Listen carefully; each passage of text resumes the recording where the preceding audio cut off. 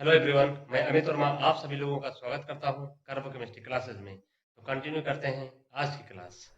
Hello everyone, आज से हम लोग कंटिन्यू करेंगे ऑर्गेनिक केमिस्ट्री में डीकार्बोक्सिलेशन रिएक्शंस के बारे में। तो देखिए, जितनी तरह की नेम्ड रिएक्शंस हैं या जितने तरह के मेथड हमारे डीकार्बोक्सिलेशन रिएक्शंस में यूज किए जाते हैं, हम इनको वन बाय वन पढ़ेंगे। तो आज हम जो पहला मेथड डिस्कस करेंगे वो डीकार्बोक्सिलेशन डिस्कस करेंगे वाया सोडा लाइम मेथड। तो देखिए, जो डीकार्बोक्सिलेशन होता है, डीकार्बोक्सिलेशन ये होता है, इसका नाम क्या होता है? Removal of CO2 gas. क्या होता है? Removal of carbon dioxide from organic compounds. हम ऑर्गेनिक कंपाउंड्स के बारे में पढ़ेंगे। तो क्या ऑर्गेनिक कंपाउंड्स, इसके बहुत सारे मेथड होते हैं, जैसे सोडा लाइम मेथड होता है, एक कोल्बे इलेक्ट्रोलिसिस मेथड होता है, और हमारा एक हुन्स डेकर रिएक्शन मेथड होता है। तो हम इस लेक्चर सीरीज में हम one by one method discuss करेंगे। तो आज का जो हमारा वीडियो है, पहले हम इसके बेसिक्स के बारे में पढ़ेंगे। बेसिक्स के पढ़ने के बारे में उसके बाद हम कौन कौन से फैक्टर होते हैं जो इसके रेट ऑफ डीकार्बोक्सिलेशन का इफेक्ट करते हैं, और वो हमारा बहुत ही इंपॉर्टेंट टॉपिक होने वाला है, जो कि सारे कॉम्पिटिटिव और एकेडमिक एग्जाम्स में पूछा जाता है। तो आइए डिस्कस करते हैं। तो देखिए, डीकार्बोक्सिलेशन मेथड होता क्या है? इसमें क्या होता है, कोई भी सोडियम साल्ट ऑफ एसिड ले लेंगे। क्या ले लेंगे? ये क्या है? Sodium salt of fatty acid, या इसी को क्या बोलते हैं? Carboxylic acid. क्या? अगर हम उसका कोई भी कार्बोक्सिलिक एसिड का सोडियम साल्ट ले लें और उसको रिएक्ट करा दें, किससे? सोडा लाइम से। किससे? Soda lime. अब ये सोडा लाइम होता क्या है? Soda lime is a mixture of NaOH plus calcium oxide का मिक्सचर होता है।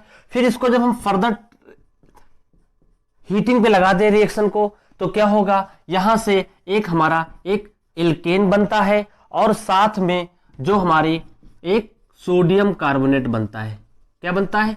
इसमें जो एल्केन होगा, ये हमारा एल्केन क्या होता है? इसका प्रोडक्ट होता है, और ये हमारा क्या है? सोडियम कार्बोनेट, जो कि बाई प्रोडक्ट है, सोडियम कार्बोनेट। तो जो CO2 निकलती है in the form of sodium carbonate निकलती है। जब मैं आपको मैकेनिज्म बताऊंगा कि सोडियम कार्बोनेट कैसे बनता है और ये CO2 इसमें कैसे निकलेगी, तो CO2 निकलती है in the form of sodium carbonate. देखिए, यहां पे क्या होता है, अगर हम मान लीजिए कोई एक एसिड ले लें, मान लीजिए हमने सोडियम एसीटेट ले लिया। क्या? Sodium acetate. इसको जब हम सोडा लाइम से रिएक्ट कराएंगे, सोडा लाइम से, और हीट कर दें, तो क्या बनेगा? CH4 plus Na2CO3। ठीक। तो देखिए, यहां पे CO2 निकल रही है और एल्केन बन रहा है। तो अगर डिस्कस करें तो यहां पे देखिए, यहां पे नंबर ऑफ कार्बन एटम्स कितने हैं? Number of carbon atoms starting में कितने हैं? 2। यहां पे कितने हैं? नंबर ऑफ कार्बन एटम कितने हैं? 1 है। ठीक है। तो इसका मतलब क्या हुआ? जो हमारा एल्केन बन रहा है, यहां पे नंबर ऑफ कार्बन एटम से एक कम हो जाता है। अगर मान लीजिए नंबर ऑफ कार्बन एटम यहां पे मान लीजिए n है, तो यहां पे कितना हो जाएगा? n-1। ठीक, n-1, यानी जो हमारा प्रोडक्ट होगा उसमें एक कार्बन कम होगा as compare to our starting. तो जैसे कि अब देखिए, जिन रिएक्शंस में कार्बन कम हो जाता है, इन रिएक्शंस का नाम होता है डिग्रेडेशन रिएक्शन। क्या नाम बोलते हैं? Degradation reaction. क्यों?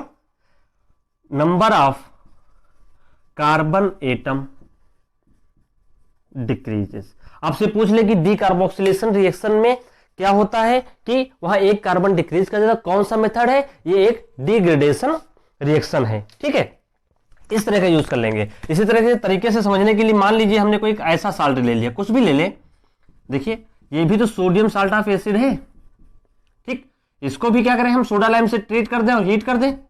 NaOH प्लस CO, ये क्या बनेगा? ये एल्केन बन जाएगा, साइक्लोएल्केन, और प्लस NO2CO3। तो यहां पे कार्बन एटम देखिए 1 6 7, यहां पे 7 है, तो यहां पे कितने हैं? केवल इसमें 6 हैं, तो एक कार्बन कम पड़ गया। हमेशा ये वाला पूरा पोर्शन क्या करना है? आपको निकाल देना है। कुछ भी एसिड ले लीजिए, कोई भी एसिड ले लीजिए, मान लीजिए जैसे हमने ये एसिड ले लिया,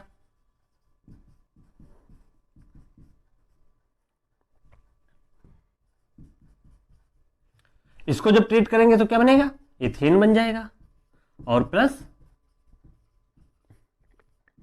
NO2CO3। आपको ट्रिक के आधार पर क्या लिखना है, इसको निकाल दीजिए, यहां पे एक H लगा दीजिए। तो अगर आपसे कोई पूछे कि डिकार्बोक्सिलेशन क्या होता है, तो removal of CO2 from an organic acid by the use of soda lime in the presence of heat to give the product alkane, and this reaction is known as decarboxylation reaction। अब simple decarboxylation क्या है, removal of CO2 from any organic compounds. तो देखिए हमने ये पूरा पढ़ लिया, ठीक है, कि हमारा ये डिकार्बोक्सिलेशन होता है, वो CO2 किस फॉर्म में निकलती है, सोडियम कार्बोनेट के फॉर्म में, ये कैसे बनता है। तो इसको हम टोटल मैकेनिज्म से सीखेंगे। मैकेनिज्म में इसमें कौन सा इंटरमीडिएट बनता है, और वो इंटरमीडिएट हमारा आगे जब हम फैक्टर्स इफेक्टिव पढ़ेंगे वहां पे बहुत इंपॉर्टेंट रोल प्ले करने वाला है। तो ठीक है, आइए हम इसको मैकेनिज्म पढ़ेंगे, मैकेनिज्म के बाद क्या हम फैक्टर्स इफेक्टिंग पढ़ेंगे। ठीक है, इसको नोट कर लीजिए क्या होता है ये। ठीक है, देखिए बहुत ही इंपॉर्टेंट है और बहुत ही इजी लेक्चर होने वाला है। आपको बस 20 से 25 मिनट में पूरा डिकार्बोक्सिलेशन रिएक्शन हम आपको सारा पढ़ा देंगे। ठीक है, घबराए नहीं। अब देखिए मैकेनिज्म क्या होती है। अगर हम मैकेनिज्म की बात करें, तो क्या होगा, सबसे पहले मान लीजिए हम कोई भी एसिड ले लें, जैसे मान लीजिए हमने चलो ये एसिड ले लिया, क्या CH3COONA-। ये क्या करेगा, ये पता सोडियम साल्ट है तो ये डिसोसिएट करेगा COO- में और प्लस Na+ में। ये सोडियम साल्ट टाइप एसिड, ये माइनस है, पता है साल्ट किस फॉर्म में एग्जिस्ट करते हैं, आयनिक फॉर्म में, तो ये डिसोसिएट कर लिया समझने के लिए। फिर अगले स्टेप में क्या होगा, ये CH3COO- आएगा। ठीक, ये क्या करेगा, ये देखिए ये लोन पेयर ऑफ इलेक्ट्रॉन इसको देगा, यहां से CH3- निकलेगा, तो देखिए CH3- निकल गया। ठीक, और साथ में यहां पे CO2 निकल गई। क्या निकल गई, देखिए रिएक्शन में CO2 निकली, लेकिन जब मैंने क्या किया, मैकेनिज्म में CO2 निकली, लेकिन जब मैंने आपको रिएक्शन लिखी तो सोडियम कार्बोनेट। अभी बताएंगे कि सोडियम कार्बोनेट इसका कैसे यूज होता है। अब देखो जो ये कार्बेनायन बना है, ये देखिए, तो यहाँ पे जो इंटरमीडिएट बनता है, ये पूछ लिया जाता है क्वेश्चन में कि जो डिकार्बोक्सिलेशन में इसमें जो इंटरमीडिएट बनता है वो क्या होता है, एक कार्बेनायन होता है। ठीक है, इसमें कार्बेनायन बना, जो भी कार्बेनायन बनेगा ये हमारे वाटर मॉलिक्यूल, अभी आप समझ लीजिए कि ये वाटर मॉलिक्यूल अभी कहां से आएगा, मैं आपको पूरा बताऊंगा। ये वाटर मॉलिक्यूल देखिए, वाटर किस in the form of OH- H+, ये H+ क्या करेगा, ये ले लेगा, तो ये बन जाएगा CH4+ OH-। तो यही हमारा क्या है, एक प्रोडक्ट है। यही क्या है, प्रोडक्ट है। प्रोडक्ट क्या है हमारा, एक एल्केन। मैकेनिज्म से समझ गए। अब देखो इस रिएक्शन में देखिए, ध्यान से देखिए, ये OH- और ये Na+, ये क्या मिलके बना लेंगे, ये Na+ और OH- मिलके क्या बना लेंगे, NaOH। ठीक, NaOH बना लेंगे। अब क्या है, देखिए ये NaOH बहुत सारा बना होगा। क्या बना होगा, ये बहुत सारा NaOH बना होगा। तो मान लीजिए हमने इसके 2 मॉलिक्यूल ऑफ NaOH ले लिए। क्या ले लिए, 2 मॉलिक्यूल ऑफ NaOH, और ये CO2 गैस निकली है, ये इससे रिएक्ट करके बना लेंगे Na2CO3। फिर क्या बना, 2 H बचे और 1 ऑक्सीजन बचा। देखिए बैलेंस कर लीजिए, 2 दूनी 4, 2 4। ठीक है, पूरा रिएक्शन बैलेंस हो गए। तो जो CO2 निकली थी वो सोडियम कार्बोनेट के फॉर्म में निकलती है। मैकेनिज्म में तो निकलती है, लेकिन लास्ट में जो होता है ये आपका सोडियम कार्बोनेट के फॉर्म में निकलता है। तो देखिए अब अगर आपको हम बता दें कि इसमें क्या क्या इंपॉर्टेंट होता है, ये इसकी पूरी मैकेनिज्म हो गई। तो अगर हम बात करें तो मान लीजिए आपका कार्बेनायन क्या बना था, देखिए ध्यान से, कार्बेनायन CH3- बना था। ठीक, CH3- मान लीजिए ये क्या है, एक R- है। हमने मान लीजिए ये R- है, एल्काइल कार्बेनायन है। तो क्या करेगा, अगर मान लीजिए हमारी रिएक्शन में अब जो ये H आता है, अगर ये देखिए H ये कहां से आता है, ये वाटर से आता है, तो ये क्या करेगा, ये यहां से H+ लेता है। ठीक है, तो ये क्या बना लेता है, एल्केन। समझने के लिए अभी समझा रहा हूं। ठीक, सपोज दैट अगर आपने रिएक्शन में ये यूज किया है, क्या, अगर आपने रिएक्शन में सोडियम हाइड्रोक्साइड प्लस CO लिया है, तो हमेशा जो प्रोडक्ट बनेगा वो आपका RH होगा। ठीक, अगर मान लीजिए इसमें ले लिया जाए सोडियम का ड्यूटेरियम ले लिया जाए और प्लस CO ले लिया जाए, तो जो आपका प्रोडक्ट बनेगा वो हमेशा RD बनेगा। बात समझ गए? जो ये D वाला, D या H पार्ट है वो हमेशा ये वाला आता है। क्या आता है? ये वाला आता है। ये कहां से मैकेनिज्म में समझे? देखिए, ये जो वाटर बन रहा था, रिएक्शन में बहुत सारा वाटर बन गया होगा, तो जैसे ही वाटर बनेगा ये कार्बन यहां से H ले लेगा। तो देख लीजिए, ये आता वाटर से, लेकिन ये वाटर कहां से बनता है? इस रिएक्शन से बनता है। तो समझने के लिए है कि आपको रिएक्शन में ध्यान से देखना है कि कौन सा मेथड पड़ा हुआ है। तो हमेशा याद रखिए, मैं आपको प्रैक्टिस एग्जांपल कराता हूं। अगर मान लीजिए रिएक्शन में कुछ ऐसा है, देखिए ध्यान से,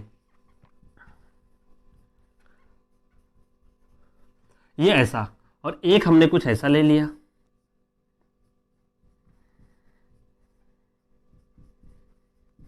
ठीक है, ये ऐसा होगा। अगर हम इसी रिएक्शन पे अगर हम NaOH डाल दें, क्या NaOH प्लस CO, इसको हीट कर दें, और इसी रिएक्शन पे हम NaOED डाल दें और प्लस CO, और फिर हम हीट कर दें, तो जो इसका प्रोडक्ट बनेगा, इसमें H आएगा, यहां ध्यान से देखिए, ये H यहां पे लग जाएगा बस, तो इसका जो प्रोडक्ट बनेगा वो H होगा, और जो इसमें प्रोडक्ट बनेगा कहां से आएगा? ये D आएगा, आपका ये प्रोडक्ट बनेगा। ध्यान से देखिए, तो रिएक्शन जरूर ध्यान से देखिएगा। NaOED दिया है, एक बार जरूर नजर घुमाइएगा। एग्जामिनर क्या करता है? NaOED कर दिया, आप लोग जल्दी जल्दी में क्या करते हैं? H लगा दिया, H वाला भी ऑप्शन होगा। तो ध्यान से देखिएगा, यहाँ पे ड्यूटेरियम का आइसोटोप इफेक्ट हो गया, इस तरीके का आपका रिएक्शन में। ये बहुत ही ज्यादा इंपॉर्टेंट है हमारे सब्जेक्ट के लिए, ठीक है। इस तरह से रिएक्शन हमारी चलती रहती है। अब देखिए, हमने ये इसका बेसिक पढ़ लिया, इसका मैकेनिज्म पढ़ लिया, मैकेनिज्म से चीजें समझ में आ रही हैं कि ये कहां से आया है। अब हम पढ़ेंगे कि मान लीजिए हमने आपको 4 कार्बोक्सिलिक एसिड दे दिए, कि रेट ऑफ डीकार्बोक्सिलेशन क्या होगा, या कौन कौन से फैक्टर हैं जो रेट ऑफ डीकार्बोक्सिलेशन को क्या करते हैं? इफेक्ट करते हैं। वो हमारे साथ बहुत ही इंपॉर्टेंट है सारे एग्जाम्स के लिए। तो आइए बात करते हैं, हेडिंग डालिए आप लोग, ठीक। अगर हम फैक्टर्स अफेक्टिंग की बात करें,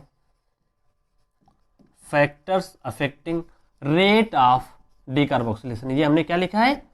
रेट ऑफ डीकार्बोक्सिलेशन। अगर हम इसकी बात करें, ठीक है, तो देखिए फैक्टर्स को कैसे पढ़ना है। तो अगर हम ध्यान से देखें रिएक्शन को, कि जो उसमें एक इंटरमीडिएट बनता था, क्या बनता था? इंटरमीडिएट क्या बनता था? Carbon ion. सारा रोल इसी का है, कार्बन आयन बनता था। तो जो कार्बन आयन जितना ज्यादा स्टेबल होगा, तो अगर मान लीजिए अगर हम रेट ऑफ डीकार्बोक्सिलेशन की बात करें, ROD का मतलब rate of decarboxylation is directly proportional to stability of carbon ion, stability of carbon ion. बस इतना याद रख लीजिएगा कि कार्बन आयन जितना ज्यादा स्टेबल होगा, रेट ऑफ डीकार्बोक्सिलेशन उसका उतना ज्यादा होगा। अब देखिए, जो स्टेबिलिटी होगी, तो जो स्टेबिलिटी होती है कार्बन आयन की, हम आपको पढ़ा चुके हैं, तो जो मैं आपको थोड़ा डिस्कस करूंगा, तो जो स्टेबिलिटी ऑफ कार्बन आयन होती है is directly proportional two electron withdrawing group, या इन्हीं को क्या बोल दे? -I और -M ग्रुप, ठीक। ये स्टेबिलिटी बढ़ाएंगे, और inversely proportional two electron donating group. ये इलेक्ट्रॉन डोनेटिंग ग्रुप क्या हो सकते हैं? जनरल भाषा में +I या +M हो सकते हैं, हाइपर कॉन्जुगेशन भी हो सकता है, इस तरह के बहुत सारे रोल हो सकते हैं। मैंने आपको सब बता दिया है, आप इतना समझिएगा, आपका क्वेश्चन पूरा सॉल्व हो जाएगा। इसका मतलब क्या हुआ? Rate of decarboxylation is directly proportional to -I group या -M ग्रुप या इलेक्ट्रॉन विथड्रॉइंग ग्रुप। ये आपका हो गया, ठीक है। समझ लीजिए, सब चीजें कोरिलेट हो रही हैं। और rate of decarboxylation is inversely proportional to 1/+I group, 1/+M group या R ग्रुप, या 1/+ इलेक्ट्रॉन डोनेटिंग ग्रुप, ऐसे हम कह सकते हैं, ठीक है। तो रेट ऑफ डीकार्बोक्सिलेशन कहां से आया? कार्बन आयन जितना ज्यादा स्टेबल, रेट ऑफ डीकार्बोक्सिलेशन उसकी उतनी ज्यादा। और जिसमें हम जो सारा रोल कार्बन आयन की स्टेबिलिटी देखेंगे, हमने आपको कार्बन आयन का लेक्चर पढ़ाया है, वहां पे सारा वो हम देख लेंगे। तो जब हम प्रॉब्लम सॉल्व करेंगे तो वहां पे 1 by 1 आता रहेगा। ठीक है, जो कार्बन आयन जितना ज्यादा स्टेबल होगा, हाइब्रिडाइजेशन का रोल क्या होगा, एरोमेटिसिटी का रोल क्या होगा, इंडक्टिव इफेक्ट का रोल क्या होगा, मेसोमेरिक इफेक्ट का रोल क्या होगा, इस तरह के सारे फैक्टर्स आपके इसको स्टेबिलिटी में इफेक्ट करेंगे। ठीक है, तो ये नोट कर लीजिए, ये बहुत इंपॉर्टेंट है। फिर हम सारे प्रॉब्लम्स करेंगे, उसी में आप समझ जाएंगे। ठीक, नोट कर लीजिए इसको। अब देखिए, अब मान लीजिए मैंने आपको 4 एग्जाम्पल दे दिया। अब अगर हमने आपको मान लीजिए 4 एग्जाम्पल दे दिया, जैसे कि ये दे दिया, देखिए ध्यान से, CH3 COH। ठीक, ये हो एसिड ले सकते हो क्योंकि सोडियम साल्ट है ना, तो जब NaOH से रिएक्ट करो तो सोडियम साल्ट ही बन जाएगा। और एक एसिड हमने ये ले लिया, अभी सिंपल समझने के लिए। ठीक, इसका रेट ऑफ डिकार्बोक्सिलेशन किसका ज्यादा होगा? तो अगर हम बात करें तो जो इसमें कार्बन आयन बनेगा, सिंपल कार्बन आयन बनाइए, इस पे माइनस लगा दीजिए और इस पे कार्बन आयन बना दीजिए। ठीक, अब देखिए ये कार्बन आयन क्या है? मिथाइल। ये कैसा है? Primary carbon ion. ये कैसा कार्बन आयन है? Primary carbon ion. तो क्या होता है, ये क्या है? Primary carbon ion less stable होता है, लेस स्टेबल। ये क्या होता है? More stable. जब ये मोर स्टेबल है तो रेट ऑफ डिकार्बोक्सिलेशन किसका ज्यादा होगा? इसका। बात समझ गए? इस तरीके का। अब मान लीजिए हमने कुछ ऐसा ले लिया,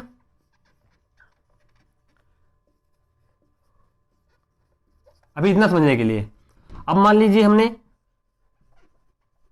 ऐसे ले लिए एसिड।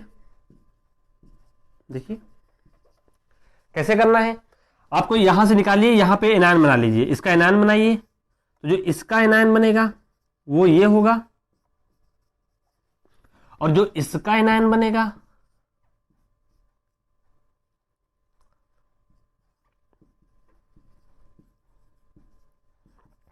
सब एनायन का रोल है।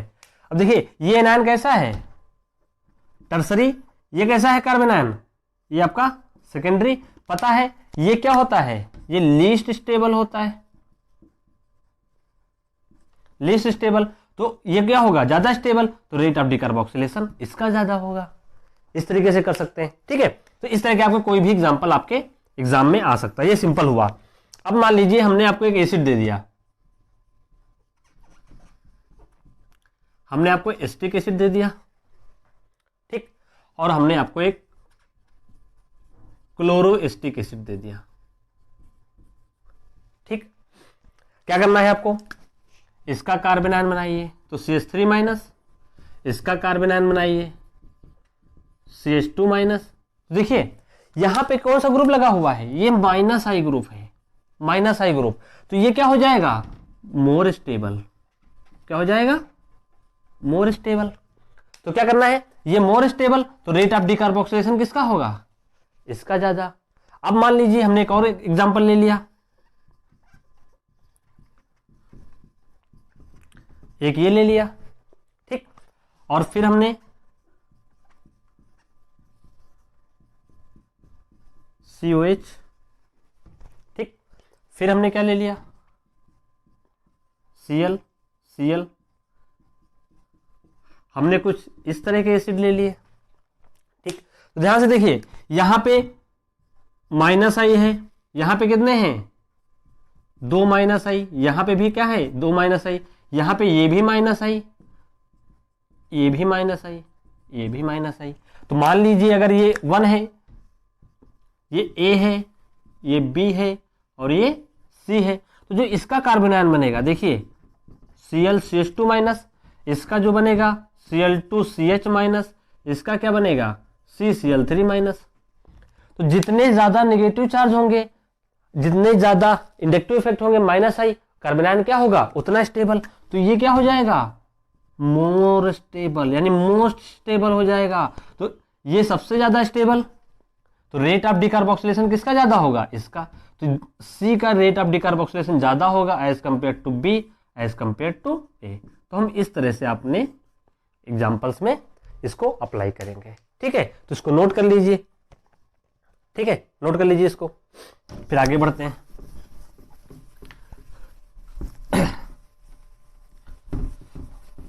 देखिए बहुत टफ नहीं है, बहुत ही आसान है, बस आपको कार्बन आयन की स्टेबिलिटी याद करनी है। ठीक है, अब एग्जांपल मान लीजिए हमने आपको ये दे दिया, मान लीजिए हमने आपको एक एसिड ऐसा दे दिया NO2 प्लस CH2COH, ठीक, फिर हमने ले लिया NH3 प्लस CH2COH, ठीक, और एक एसिड हमने और ले लिया CN CH2COH। ठीक है, चलिए बताइए, मान लीजिए ये आपका नंबर 1 है, ये B है और ये आपका C है। चलिए बताइए, जरा सोचिए, सोचिए,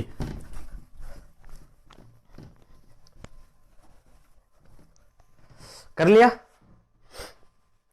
देखिए अब क्या होगा, इसमें क्या बनाना है आपको, माइनस आई इफेक्ट देखना है, तो दोनों का कार्बन आयन बनाइए,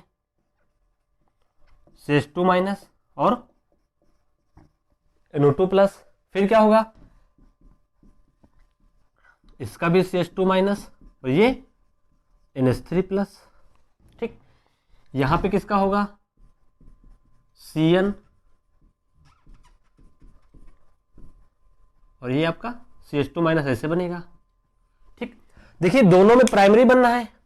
अब आपको देखना क्या है कि तीनों में माइनस आई इफेक्ट किसका ज्यादा होता है, तो मैं आपको ये पढ़ाया हूं, बता चुका हूं कि जो माइनस आई इफेक्ट आर्डर होता है, जो अमोनियम कैटायन का होता है, क्वार्टनी का, ये बहुत ही ज्यादा होता है, ये स्ट्रांग होता है। उसके बाद आपका NO2 होता है, उसका CN होता है, तो ये स्ट्रांग है, तो रेट ऑफ डिकार्बोक्सिलेशन किसका ज्यादा होगा, बी का। ठीक, फिर क्या होगा, ए का, फिर क्या होगा, सी का। आप इस तरह से कर सकते हैं। तो ये हमारा हुआ माइनस आई इफेक्ट का। एक एग्जांपल और देखते हैं, मान लीजिए आपका ये दिया हुआ है, देखिए CH3 CH2 COH, ठीक, यहां पे मान लीजिए हमने आपको क्लोरो दे दिया, ठीक, एक बार हमने क्या किया, CH2 Cl CH2 COH, ठीक, इस तरह का दे दिया।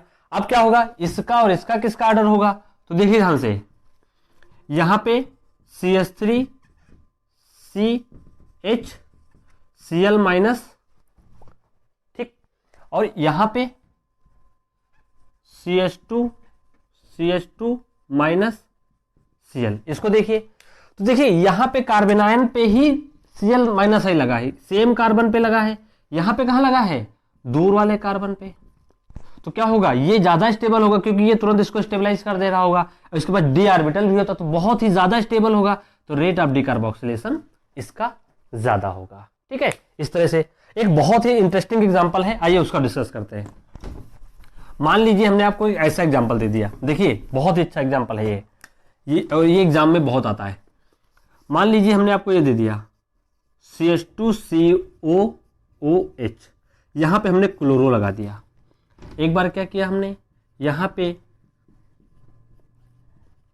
आपका फ्लोरो लगा दिया, फिर क्या होगा, देखिए इसका जो कार्बन आयन बनेगा वो ये होगा, और इसका जो कार्बन आयन बनेगा वो क्या होगा, F होगा। ठीक, अब इंडक्टिव इफेक्ट में देखोगे तो माइनस आई इसका ज्यादा स्ट्रांग है, सोचोगे कि ये इसका ज्यादा, इसका रेट ऑफ डिकार्बोक्सिलेशन ज्यादा होगा, लेकिन ऐसा नहीं होता है। यहां पे जो फ्लोरीन होता है ये क्या करता है, बैक डोनेशन दे देता है, और Cl के पास क्या होता है, वैकेंट डी ऑर्बिटल, इसके पास डी ऑर्बिटल होती है, तो डी ऑर्बिटल होने की वजह से ये एनायन इसमें ज्यादा स्टेबल होगा।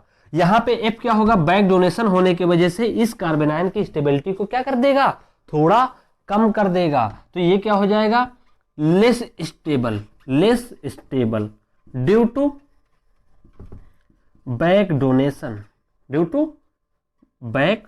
डोनेशन या बैक बॉन्डिंग होने की वजह से लेस स्टेबल हो जाएगा, तो इसमें रेट ऑफ डिकार्बोक्सिलेशन ज्यादा होगा। किसका? क्लोरो का। बहुत अच्छा एग्जांपल है। अब मान लीजिए आपको क्लोरोएस्टिक एसिड, फ्लोरोएस्टिक एसिड, ब्रोमोएस्टिक एसिड, आयोडोएस्टिक एसिड दे दिया जाए तो क्या होगा? क्लोरो सबसे ज्यादा, देन फ्लोरो, देन ब्रोमो, देन आयोडो आपका एग्जाम में आएगा। इस तरह से आपको इंडक्टिव इफेक्ट देखना है। अब क्या करते हैं? अब देखिए हमने इंडक्टिव इफेक्ट के इतने एग्जांपल कर लिए। अब हम क्या करेंगे? इसके प्रैक्टिस वाले प्रॉब्लम्स हम बाद में करेंगे, ठीक है। अभी और भी फैक्टर्स हम देख लेते हैं। तो ये इंडक्टिव इफेक्ट का रोल हुआ। अब हेडिंग डालिए, role of aromaticity. Role of aromaticity. Aromatic nature क्या करता है इसकी स्टेबिलिटी के बारे में। तो देखिए हम रोल ऑफ एरोमेटिसिटी के बारे में बताएं। हेडिंग मैं ही डाल देता हूं, रोल ऑफ एरोमेटिसिटी। इसको कौन से एग्जांपल से समझेंगे? मान लीजिए हमने आपको एक एग्जांपल ऐसा दे दिया,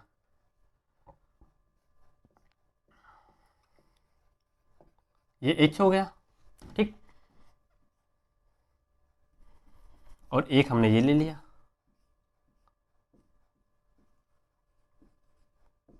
ठीक। इस तरह के एग्जांपल ले लिए। अब क्या करना है? इसका डीकार्बोक्सिलेशन करना है। किसका? इसका, ठीक है। तो इसको जब डीकार्बोक्सिलेशन किया तो कौन सा कार्बन आयन बनेगा? आपका ये वाला, ठीक। और जब इसका करेंगे तब क्या बनेगा? ये वाला। ये देखिए ये 4n+2 पाई इलेक्ट्रॉन है, यानी ये कैसा हो गया? एरोमेटिक। ये कैसा हो गया? Anti aromatic. जब ये एंटी एरोमेटिक हो गया, देखिए एंटी एरोमेटिक कंपाउंड्स क्या होते हैं? लीस्ट स्टेबल, बहुत ही कम स्टेबल होते हैं। तो रेट ऑफ डीकार्बोक्सिलेशन किसका ज्यादा होगा? एरोमेटिक वाले का, ठीक। ऐसे ही एक एग्जांपल और ले लें। मान लीजिए, देखिए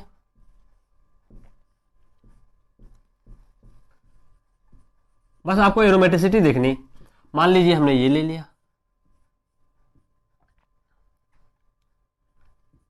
ये ले लिया, ठीक, इस तरीके का। तो क्या करेंगे? अगर हम इसका कार्बन आयन बनाएंगे तो ये बनेगा। इसका जब कार्बन आयन बनाएंगे, बस आपको कार्बन आयन बनाना है यहां पे। तो देखिए ये कैसा हो जाएगा? ये एरोमेटिक, एरोमेटिक तो निकालना आता ही है। ये कैसा हो जाएगा? Anti aromatic. तो रेट ऑफ डीकार्बोक्सिलेशन किसका ज्यादा हो जाएगा? इसका हो जाएगा। तो ये एरोमेटिसिटी का रोल है। कोई भी कंपाउंड दिया हो उसको पहले एनायन बनाइए, एरोमेटिसिटी निकालिए। जो एरोमेटिक आएगा उसका ज्यादा स्टेबल, जो कम आएगा वो लीस्ट स्टेबल। इस तरीके से कर सकते हैं। तो ये एरोमेटिसिटी का रोल हुआ, ठीक। अब डालिए, बहुत इंपॉर्टेंट है, role of hybridisation. Role of hybridisation बहुत इंपॉर्टेंट है, और ये आज का सबसे ज्यादा इंपॉर्टेंट होता है, ठीक है। अगर रोल ऑफ हाइब्रिडाइजेशन की बात करें, रोल ऑफ हाइब्रिडाइजेशन, इसको कौन से एग्जांपल से समझेंगे? तो आइए समझते हैं। इसको ऐसे एग्जांपल से समझते हैं। एक ये ले लिया, एक हमने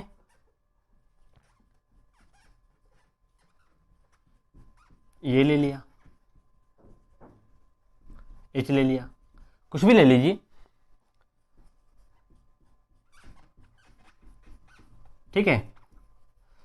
इस तरह का एनायन ले लिया। हाइब्रिडाइजेशन का रोल समझिए। तो क्या करना है? इसको हमने एनायन बना लिया CH2-, ठीक। इसको बना लिया CH2 डबल बॉन्ड CH-, ठीक। फिर हमने क्या किया? चलिए हमने इसको बना लिया, ठीक। अब क्या करना है? इसका हाइब्रिडाइजेशन निकालना है। क्या करना है? इसका हाइब्रिडाइजेशन निकालिए। तो ये कैसा होगा? sp3। ये कैसा होता है? sp2। ये कैसा होगा? sp, ठीक। तो यहां अगर बात करें परसेंटेज ऑफ एस करेक्टर, देखिए बार बार आपको सब चीज पढ़ा चुके हैं, है ना, लेकिन आसानी से समझने के लिए बार बार एक्सप्लेन करता हूं। ये आपका परसेंटेज ऑफ एस करेक्टर, इसमें कितना होगा? 25%। इसमें कितना होगा? अप्रॉक्स 33.33%। इसमें कितना होगा 50%। ठीक, तो क्या होगा, अब देखिए जो ये क्या होगा परसेंटेज ऑफ एस करेक्टर। तो जो इलेक्ट्रोनेगेटिविटी ऑफ एटम होती है, इलेक्ट्रोनेगेटिविटी ऑफ एटम होती है is directly proportional to percentage of s character. ठीक है, जितना ज्यादा इलेक्ट्रोनेगेटिविटी होगी परसेंटेज ऑफ एस करेक्टर क्या होगा उतना ज्यादा, या ये कह सकते हैं परसेंटेज ऑफ एस करेक्टर जितना ज्यादा होगा इलेक्ट्रोनेगेटिविटी उतनी ज्यादा होगी, यानी एनायन क्या होगा स्टेबिलिटी ऑफ कार्बन उसकी इनवर्स डायरेक्टली प्रोपोर्शनल होती है, यानी रेट ऑफ डी कार्बोक्सिलेशन भी क्या हो जाएगा डायरेक्टली प्रोपोर्शनल। मतलब अगर हाइब्रिडाइजेशन दे दिया जाए और बताया जाए कौन सा हाइब्रिडाइजेशन रेट ऑफ डिकार्बोक्सिलेशन सबसे फास्ट करेगा, तो क्या करेगा sp वाला सबसे ज्यादा फास्ट करेगा। तो जो ये कार्बेनायन बनना है, ये कार्बेनायन कैसा हो जाएगा मोस्ट स्टेबल। मोस्ट स्टेबल तो क्या हो जाएगी मैक्सिमम रेट ऑफ डिकार्बोक्सिलेशन, क्या हो जाएगी मैक्सिमम रेट ऑफ डिकार्बोक्सिलेशन। तो अगर समझने के लिए किया जाए तो एग्जांपल ये आपका ट्रेंड कुछ ऐसा बनेगा। तो कुछ भी दिया हो आपको, आप उसको बस ट्रेंड करिए और उसको फॉलो करते चले जाइए, आपका डिकार्बोक्सिलेशन स्टेप क्या हो जाएगा निकलता चला आएगा। तो इसको नोट कर लीजिए, ठीक है, नोट कर लीजिए।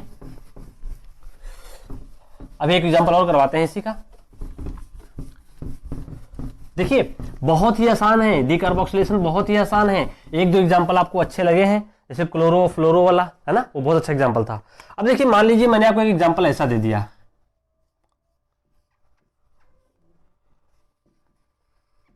हमने आपको एग्जांपल ऐसा दे दिया, अगली बार क्या किया हमने ये दे दिया, फिर एक बार हमने और एग्जांपल ले लिया। चलिए एक एग्जांपल और ले लेते हैं, यहां पे ले लिया, ठीक है, सिंपल सिंपल सा समझिए इसका क्या रोल है। देखिए यहां पे जो क्या है हाइब्रिडेशन, तो इसका अगर हम निकालें ये कार्बेनायन बनेगा, इसका जो कार्बेनायन बनेगा ये बनेगा, और इसका जो कार्बेनायन बनेगा ये बनेगा। ठीक, अब देखो ये कैसा है, ये इसके साथ रिजोनेंस में है, तो ये क्या हो जाएगा मोस्ट स्टेबल। रिजोनेंस में होने की वजह से मोर स्टेबल है, सेकेंडरी है, सेकेंडरी एलाइलिक है, रिजोनेंस होने की वजह से ज्यादा स्टेबल। ये देखिए ये सेकेंडरी तो है लेकिन क्या है काफी रिजोनेंस में नहीं है, ये भी सेकेंडरी है, तब हम कैसे देखेंगे। तो देखिए ये सबसे ज्यादा स्टेबल, यानी अगर मान लीजिए इसका नाम हमने ए दे दिया, इसको दे दिया बी, इसको दे दिया सी, तो हमारा ए सबसे ज्यादा स्टेबल होगा, यानी ए की रेट ऑफ डिकार्बोक्सिलेशन क्या होगी मैक्सिमम होगी।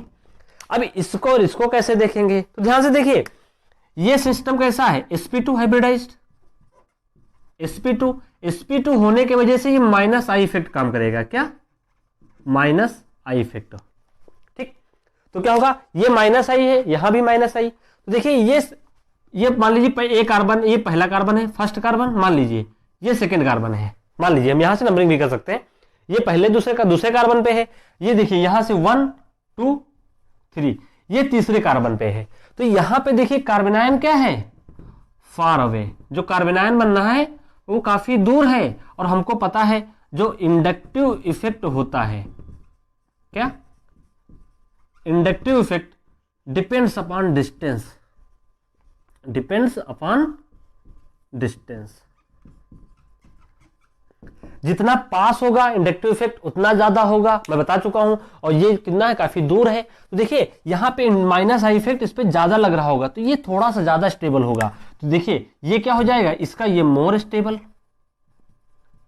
ये देखिए मोस्ट स्टेबल, ये मोर स्टेबल, ये आपका क्या हो जाएगा लीस्ट स्टेबल। लीस्ट स्टेबल क्यों, क्योंकि जो कार्बेनायन बनना है काफी दूर है, इंडक्टिव इफेक्ट से काफी दूर है, तो इसलिए रेट ऑफ डिकार्बोक्सिलेशन ए का ज्यादा होगा as compare to B as compare to C. आप इस तरीके से कर सकते हैं, ठीक है, आप इसको नोट कर लीजिए। तो कुछ भी आए सारा रोल आपका इंडक्टिव इफेक्ट को याद कर लीजिए, कार्बेनायन की स्टेबिलिटी को याद कर लीजिए, 100% क्वेश्चन आपका कभी भी गलत नहीं होगा। इसको नोट कर लीजिए नोट, ठीक है। इस तरह के कोई भी फैक्टर आएगा, तो फैक्टर पढ़ाना हमारा काम है, समझाना आपका काम है मेरा, और जो एग्जाम में एप्लीकेशंस आएंगी उनको आपको लगाना है, केवल सारे रूल्स आपके सेम होंगे। कोई भी बुक उठा लीजिए, सब में ऐसे ही लिखा है, ठीक है। अब देखो, अब मान लीजिए मैंने आपको कोई एक ऐसे एसिड दे दिया, फिनाइल एसिटिक एसिड दे दिया, क्या दे दिया, फिनाइल एसिटिक एसिड, ठीक, इस तरह के। और हमने फिनाइल एसिटिक एसिड के 3 डेरिवेटिव ले लिए समझाने के लिए, और यहां पे हमने लगा दिया एक electron donating group, electron donating group like CH3 OCH3, इस तरह के हमने ग्रुप लगा दिए, ठीक। और यहां पे हमने जनरल ट्रेंड समझाना है आपको, यहां पे हमने लगा दिए electron withdrawing group para position पे, मान लीजिए क्या लगा दिया, एक जनरल ट्रेंड समझना है लाइक NO2 CF3 ETC, बहुत तरीके के। तो क्या क्या करना है, रेट ऑफ डिकार्बोक्सिलेशन देखिए, तो जो इसमें कार्बन आयन बनेगा वो क्या बनेगा, वो आपका CH2 माइनस, इसमें क्या बनेगा CH2 माइनस, और ये क्या हो जाएगा आपका इलेक्ट्रॉन डोनेटिंग ग्रुप, और यहां पे क्या हो जाएगा,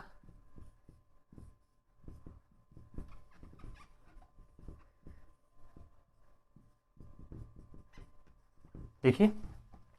तो जो कार्बेनायन होता है, मैंने आपको बताया था सभी में कार्बेनायन बन गया। अब कार्बेनायन देखना कौन से ज्यादा स्टेबल, इलेक्ट्रॉन विड्रॉइंग ग्रुप वाला कार्बेनायन क्या होगा, सबसे ज्यादा स्टेबल। तो मान लीजिए ये A है, ये आपका B है, और ये आपका C है, ये सबसे ज्यादा स्टेबल होगा, ये क्या होगा मोस्ट स्टेबल। तो रेट ऑफ डिकार्बोक्सिलेशन C का सबसे ज्यादा होगा, ठीक। अब देखिए इलेक्ट्रॉन डोनेटिंग ग्रुप, ये इलेक्ट्रॉन डोनेट कर रहा होगा, तो इस कार्बेनायन की स्टेबिलिटी क्या हो जाएगी, थोड़ी सी कम हो जाएगी as compare to this one. तो C का ज्यादा होगा as compare to A, as compare to B, इस तरह का हमारा ट्रेंड आएगा, ठीक है। C का सबसे ज्यादा, A का कम, इसका क्या हो जाएगा लीस्ट रेट ऑफ डिकार्बोक्सिलेशन, इसका क्या हो जाएगा मैक्सिमम रेट ऑफ डिकार्बोक्सिलेशन। आप इस तरीके से कर सकते हैं। अब आपके एग्जाम में क्या लगा सकता है, यहां CH3 दे सकता है, यहां पे NO2 दे सकता है, या वो ऐसा सारे नेगेटिव लगा दे, मान लीजिए जैसे यहां पे इंडक्टिव फील्ड लगा दे, यहां पे क्या लगा NO2 लगा दे, यहां पे NO2 लगा दे, पैरा पे लगा दे। तो आपको क्या करना है, -I-M वाला कॉन्सेप्ट चलेगा, ठीक है। वो मैं आपको सब कार्बेनायन और उसमें बता चुका हूं, बस आपको कार्बेनायन की स्टेबिलिटी के बारे में अच्छा नॉलेज होना चाहिए, कौन सा ग्रुप कहां पे -I काम करता है, कहां पे -M काम करता है, कहां पे इस तरह के सारे फैक्टर्स, हाइपर कॉन्जुगेशन का क्या रोल होता है, इस तरीके से आपके सारे चलते रहेंगे। तो देखिए ये हमारा टोटल हुआ अभी तक रेट ऑफ डिकार्बोक्सिलेशन, सारा ऑर्गेनिक कंपाउंड्स के बारे में। एक बहुत ही स्पेशल क्लास ऑफ कंपाउंड्स होते हैं जिनकी रेट ऑफ डिकार्बोक्सिलेशन बहुत ही ज्यादा तेज होती है, आइए उनके बारे में हम बात करें। तो हेडिंग डालिए, रेट ऑफ डिकार्बोक्सिलेशन ऑफ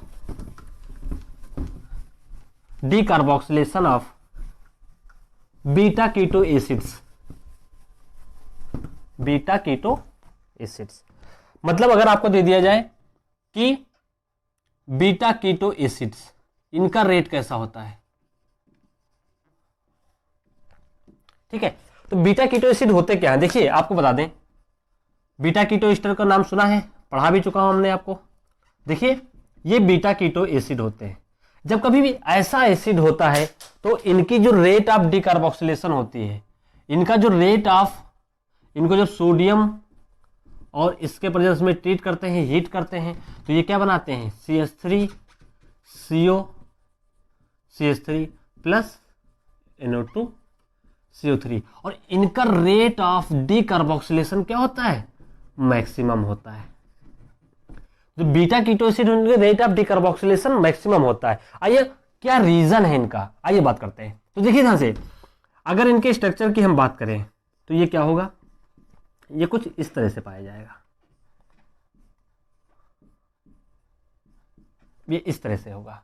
तो इसमें होगा क्या, देखिए ये इलेक्ट्रॉन इस तरफ जाएगा, ये यहां से, और ये इस तरह से आएगा, ये H इसके पास चला जाएगा। तो क्या होता है इसमें CH3 CO, ये बॉन्ड बना लेता है एक O CO CH2, ये, ठीक है, ये एक 6 मेंबर ट्रांजिशन स्टेट बना लेता है। क्या बना लेता है? ये 6 मेंबर ट्रांजिशन स्टेट, 1 2 3 4 5 6, ये 6 मेंबर ट्रांजिशन स्टेट बना लेता है, जो क्या होता है, बहुत ही ज्यादा स्टेबल होती है। देखिए ये बॉन्ड क्या होगा, फॉर्म हो रहा होगा, ये क्या हो रहा होगा, ब्रेक, ये भी क्या हो रहा होगा, फॉर्म हो रहा होगा, ये क्या हो रहा होगा, ब्रेक, ये क्या हो रहा होगा, फॉर्म हो रहा होगा, ये क्या हो रहा होगा, ब्रेक। तो इसमें एक बॉन्ड बनता है, एक साइक्लिक ट्रांजिशन स्टेट बन जाती है। जैसे ही साइक्लिक ट्रांजिशन स्टेट बनती है तो क्या बनता है, यहां से माइनस CO2 निकल जाएगी, ये CO2 निकल जाएगी यहां से, और आपकी जो फॉर्म बनेगी CH3COH डबल बॉन्ड, ये क्या बन गई, एक इनॉल फॉर्म। ये इनॉल फॉर्म, फिर ये इनॉल फॉर्म क्या हो जाती है, टाटोमराइज हो जाती है और आपका एक कीटोन का प्रोडक्ट बन जाता है। तो इनकी रेट ऑफ डिकार्बोक्सिलेशन बहुत ही ज्यादा फास्ट होती है, क्योंकि इनमें एक 6 मेंबर साइक्लिक ट्रांजिशन स्टेट बनती है, जो इसके रिएक्शन को क्या करती है, फेवर करती है। तो अगर आपको बीटा कीटो एसिड दिखे तो उसकी रेट ऑफ डिकार्बोक्सिलेशन बहुत ही ज्यादा तेज होगी। एक फैक्टर ये हो गया। एक फैक्टर मैं आपको बताता हूं, और बहुत आसान है, ये तो बहुत ही आसान है, दोनों समझा लेता हूं। रीजन दोनों का सेम है। देखिए मान लीजिए आपका ये कीटो एसिड है, देखिए बिल्कुल समझना है, सारे कंफ्यूजन दूर हो जाएंगे। तो इसका एनायन बनाइए, इसका एनायन कहां से बनेगा, यहां से, तो इसका एनायन बना लीजिए आप, ठीक, इसका एनायन बना लीजिए। अब ये एनायन देखिए कैसा है, रेजोनेंस स्टेबलाइज्ड। ये एनायन जो बना, ये इनोलेट आयन बना है, इसमें क्या बना है, इनोलेट आयन, जो कि कैसा है, रेजोनेंस स्टेबलाइज्ड। रेजोनेंस स्टेबलाइज्ड होने के वजह से इसका रेट ऑफ डिकार्बोक्सिलेशन क्या हो जाता है, मैक्सिमम, क्योंकि ये रेजोनेंस स्टेबलाइज्ड है, और रेजोनेंस स्टेबलाइज्ड बहुत ही ज्यादा स्टेबल होते हैं। नेगेटिव चार्ज कहां प्रेफर करेगा, O माइनस पे, ये H ले लेगा। ये इसीलिए ट्रांजिशन स्टेट एग्जिस्ट करती है, क्योंकि ये इनोलाइज कर सकता है, ये इसलिए इसको दिखाया गया है। तो रेट ऑफ डिकार्बोक्सिलेशन इसकी ज्यादा क्यों होती है, due to cyclic transition state, और जिसको एनायन बनता है वो रेजोनेंस स्टेबलाइज्ड होता है। आपके दोनों फैक्टर आप समझ गए, तो इसको नोट कर लीजिए, बहुत ही अच्छा है ये, ठीक, नोट कर लीजिए इसको। बीटा कीटो एसिड की रेट ऑफ डिकार्बोक्सिलेशन बहुत ही ज्यादा होती है। कभी क्वेश्चन आ जाए why, due to cyclic transition state, ठीक, इस तरीके कर सकते हैं। अभी देखिए कुछ क्वेश्चंस रह गए हैं, उनको आसानी से करवा देते हैं, उसमें घबराने की बात नहीं है, ठीक। अब देखो, अगर आपको हम बता दें, अगर मान लीजिए बीटा पोजीशन पे कोई एक लिविंग ग्रुप हो, तो उसका प्रोडक्ट क्या बनेगा, इफ बीटा पोजीशन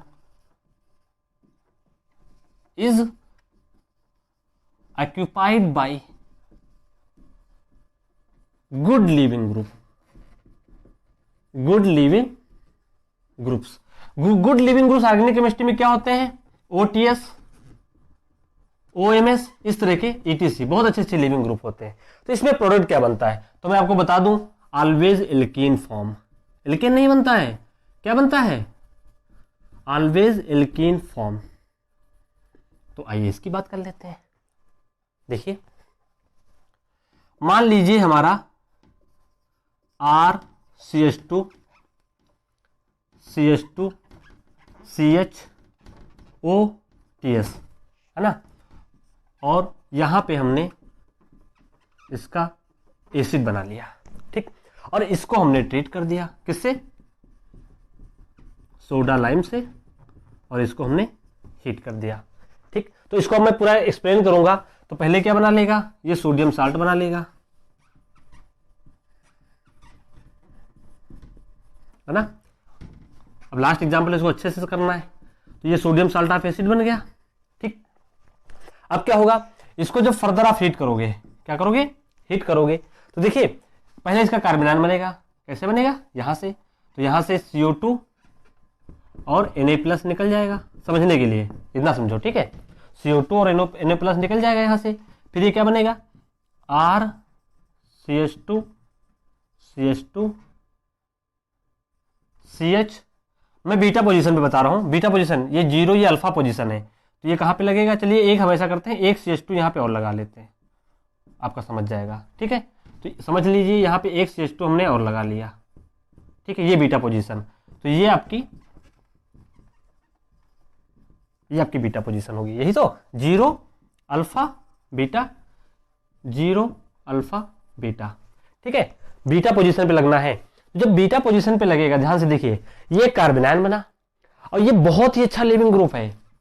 ये क्या है? एक good leaving group. Organic chemistry में एक बहुत ही अच्छा लिविंग ग्रुप माना जाता है, ठीक है, एक गुड लिविंग ग्रुप होता है। पैरा टॉलुइन सल्फोनिक ट्रिपल ना, ये होता है।